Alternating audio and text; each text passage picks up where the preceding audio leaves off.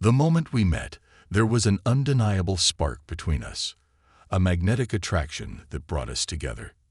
Everything developed rapidly, as if we were overwhelmed by a whirlwind of emotions, so it was impossible to imagine our lives without this exciting storm. Those days were wonderful. We couldn't get enough of each other's messages. It felt like we were in a wonderful fairy tale. Our nightly conversations lasted until dawn, where we shared our hopes, dreams, and laughed until our sides ached. In 2006, we decided to move in together, a seamless progression of our relationship. By 2008, we made it official, signing papers and truly becoming a family. Back then, I was in a job that barely paid the bills, but it didn't dampen our spirits. We thrived in our little bubble, cherishing every moment spent together.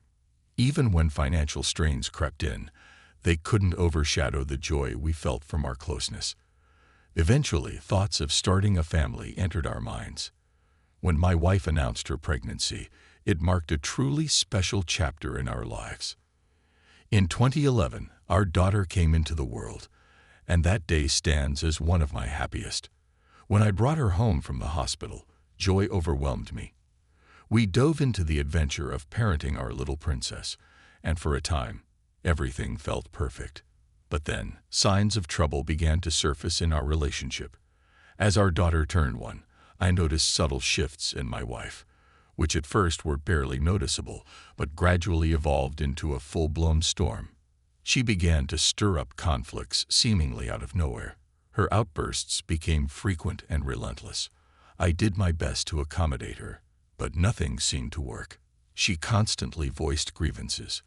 I'd placed a mug incorrectly or changed clothes in the wrong spot. Sometimes, even my watching TV or working on the computer was a source of irritation. She scrutinized my every move, seizing every opportunity to remind me of my shortcomings from dawn till dusk. Eventually, I felt trapped, unsure of what more I could do to restore the peace we once had. In a moment of frustration, I announced that I was leaving, even though I didn't have a clear destination in mind. I just put on my clothes, walked out, got in the car, and headed to work. I ended up spending the night there, and throughout that time, I didn't receive a single call or text from her. It was as if she was completely indifferent. The following day, as I was still grappling with the events that unfolded, my wife called and suggested we meet up. She wanted me to check out of the room belonging to her parents. It turned out they had decided to sell it to help finance the purchase of our apartment. When I arrived, we processed all the necessary paperwork, but as we stepped outside, my mother-in-law suddenly asked where I was headed. Before I could respond, my wife coldly remarked, "Yeah, let him go wherever he wants." Those words struck me like a death sentence, shattering any hope of reconciliation. I returned to work, spending the remainder of the day there. While sitting at my desk, I received a message from her. At first, the text was so confusing that I struggled to wrap my head around it. She mentioned that she might have seen something today, and that I hadn't even blinked. She expressed shame in front of her mother, implying that she was hinting at me. It took a moment for me to grasp the significance of it all. I had never imagined my wife could betray me. Then it hit me. She had likely sent the message to the wrong person instead of the intended recipient. Naturally, I called her immediately, demanding, "Is this why you've been giving me a hard time?" She scrambled to defend herself, claiming the message was meant for a friend and was supposedly about her husband, who always lent support. I could hear the nervous tremor in her voice, as if she were racking her brain for another excuse. But it quickly became apparent that she was lying. She had sent the message to a guy with whom she once shared a close connection. To make matters worse, she had been feeding her parents a stream of negative tales about me, painting a picture of a man unworthy of their daughter. After this revelation, I felt the need to shed light on the truth behind our arguments. I showed her parents this damning message, but they brushed it off, insisting it was just a misunderstanding. While we were talking, my wife came up, looked me straight in the eye, and asked, "Why are you interfering?" Her tone was icy, and she left before I could respond. Shortly after that, my wife called, apologized, and asked me to apologize.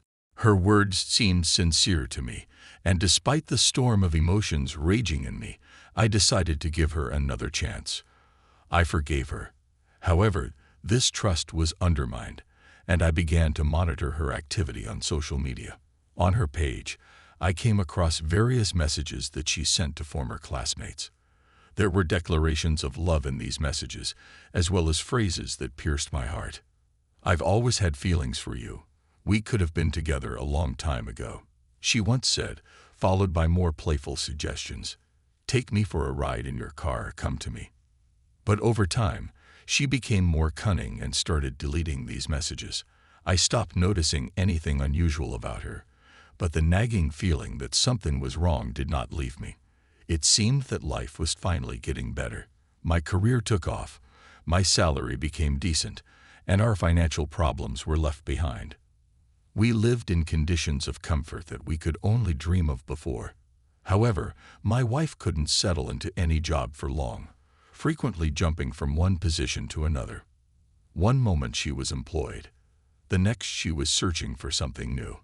But during those times, we managed to live comfortably on my income, which now reliably covered our needs. Yet her demands began to escalate. While I had tried to meet her needs before, now Vitalina was asking for more. Ask for a new phone. I would say, ready to buy it without hesitation.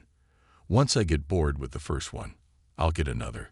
I had bought her a tablet when she decided to pursue a law degree, covering her education costs without a second thought. Soon, she was proudly holding her driver's license. But one thing leads to another. If you have a license, you need a car. Naturally, I bought one. At that moment, it felt like refusing her would lead to complaints and arguments. I felt obligated to meet her demands. Otherwise, things would spiral out of control. In hindsight, that's exactly how it turned out. After purchasing the car, everything began to crumble. It was an autumn day in 2013. My wife was working as a pharmacist and drove to work in the new car, while my daughter and I decided to stay home since she didn't attend kindergarten that day. At one point, my daughter expressed a desire to ride the train. Though it seemed like a peculiar idea, I thought, why not? We hopped on the train, visited my wife at work for a while, and then headed back home. It was after our visit to the pharmacy that everything changed. Shortly after we left, a guy showed up at her workplace, someone she had met there. Their interaction quickly escalated beyond casual conversation, leading to something much more. This sparked yet another wave of arguments and confrontations. One day, I noticed her taking birth control pills and asked why she needed them. Her reply hit me like a punch. "So I don't get pregnant by you." That remark was the breaking point. I called her parents to discuss what was happening, and they were taken aback. They had always supported us and never anticipated such a shocking turn of events. When she returned home, a massive argument erupted between her and her parents. She screamed, blaming everyone but herself, as if something had snapped inside her. I later learned that she had cheated on me right at that pharmacy. I couldn't eat or sleep, losing weight daily, while she appeared to rest peacefully, as if nothing was amiss. Once the truth emerged, my first instinct was to leave. But when she fell to her knees, pleading for me to stay and forgive her, claiming she understood her mistakes and feared losing me, something inside me broke. I don't know how it happened, but I chose to forgive her. After that, she quit her job at the pharmacy and stayed at home. 6 months have passed, and when I took a vacation, my mother invited my wife and daughter to join her on the trip. I bought them tickets, but there were still 10 days left before they left.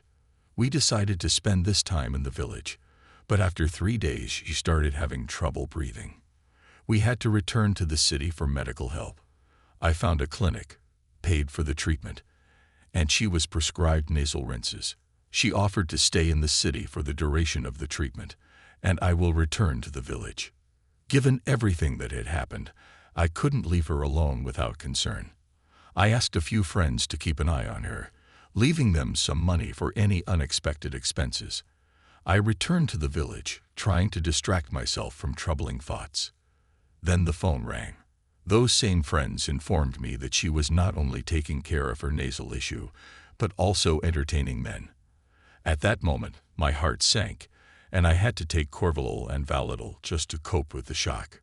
It turned out that she had created a fake profile in order to meet men and arrange meetings. What was happening was beyond comprehension. While I was at work, she found time and places for these meetings. Near our house, at the pharmacy, in the car, in the woods, and who knows where else. Watching a loved one commit such betrayal was completely unbearable. The silence that followed was the final nail in the coffin of our family drama. I uncovered the truth about how she viewed me, her indifference, and that our life together was merely a formality for her, contingent only on the presence of our daughter. Her infidelities weren't isolated incidents, but a systematic pattern with countless episodes. She returned from Kazakhstan in tears, full of remorse, but her words once again proved to be empty. She tried to downplay her actions, insisting on her loyalty. The promises made in our daughter's name felt hollow and unconvincing.